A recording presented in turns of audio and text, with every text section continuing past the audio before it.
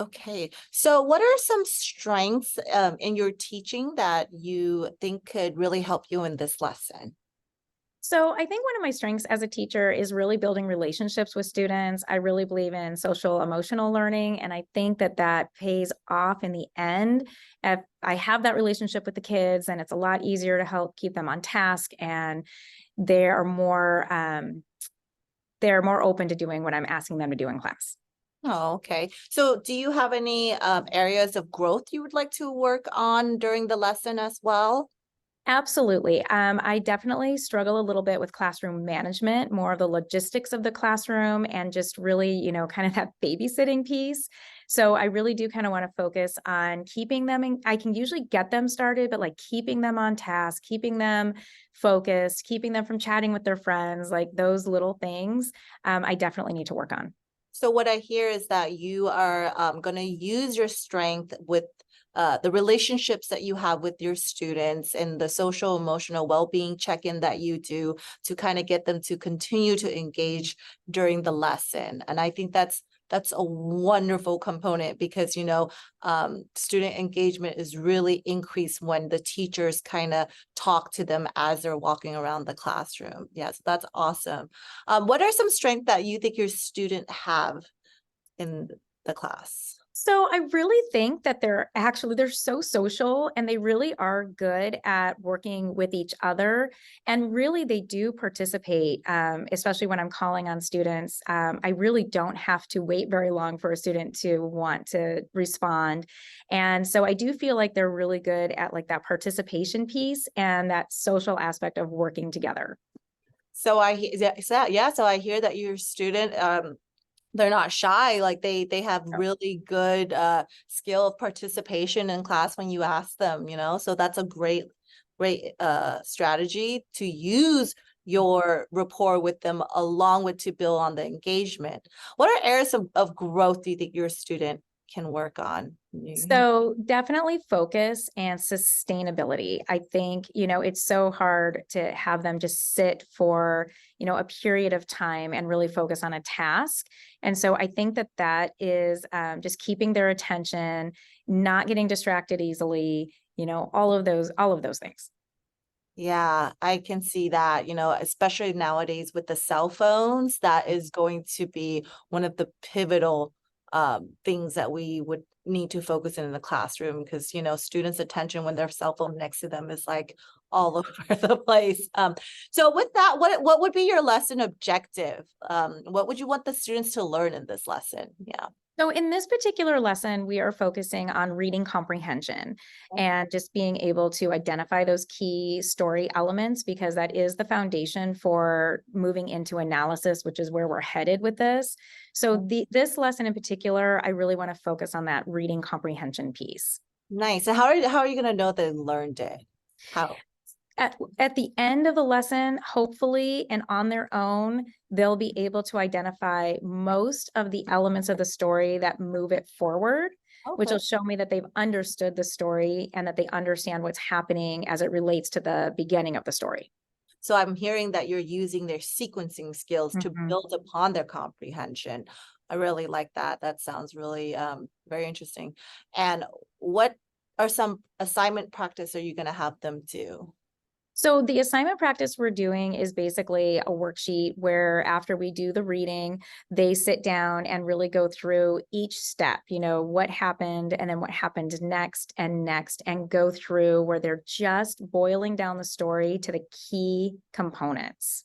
Oh, okay. That sounds very. And is there any differentiation? Do you think any accommodations you may need to make for like certain students in your class? Absolutely.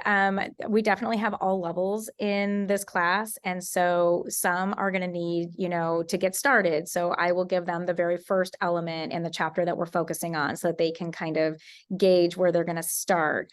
And then definitely having students share out as we're working and doing making sure that before we even start in this chapter, that they understand, because I think we're going to be in chapter 4. So they need to make sure, I need to make sure they understand where we came from in the first 3 chapters. So we're going to do some discussion and some share out focusing on the elements from the first 3 chapters. Nice. So I'm hearing that you're going to reiterate information learned beforehand. You're going to do some connection. You're going to remind them and review about the previous comprehension, and then you're just going to build on that.